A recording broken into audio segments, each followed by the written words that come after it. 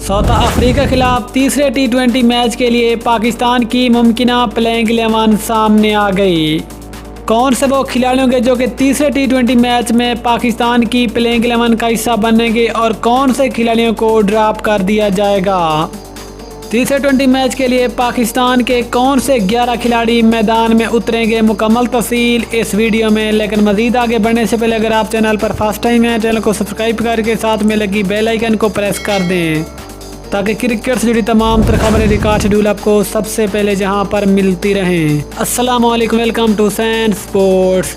आपको इस खबर की मुकम्मल तफसील बताएंगे, लेकिन उससे पहले अगर आप दुनिया का कोई भी क्रिकेट मैच अपने मोबाइल के ऊपर लाइव देखना चाहते हैं तो फिर इसी वीडियो के डिस्क्रिप्शन में एक ऐप का लिंक मौजूद है जिसका तरीका आपको स्क्रीन पर भी शो हो रहा है।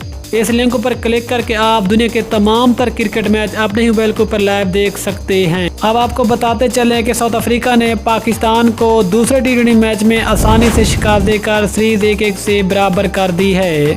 अब दोनों टीमों के दरमियान तीसरा टी20 मैच 14 अप्रैल को खेला जाएगा।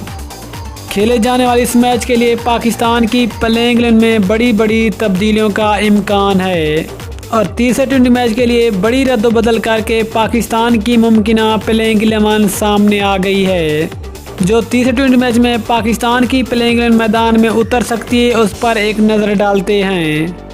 पाकिस्तान के इस मुमकिना प्लेइंग 11 में Fakhar Zaman, Mohammad Rizwan, Sharjeel Khan, Babar Azam captain, Mohammad Hafeez, hard hitter batsman Asif Ali, Faheem Ashraf, Mohammad Nawaz, Usman Qadir, Haris Rauf और हसन अली शामिल है। ये हैं पाकिस्तान के वो 11 खिलाड़ी जो साउथ अफ्रीका के खिलाफ तीसरे टी20 मैच में मैदान में उतर सकते हैं।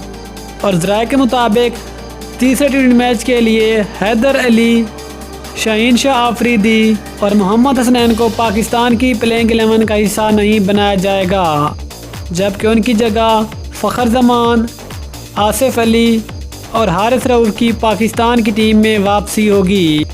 दोस्तों, आपके ख्याल में पाकिस्तान की ये टीम कैसी लगी नीचे कमेंट सेक्शन में ज़रूर बताएं। मिलते हैं किसी अगली वीडियो में, तब तक के लिए अल्लाह हाफिज़। पाकिस्तान जिंदाबाद।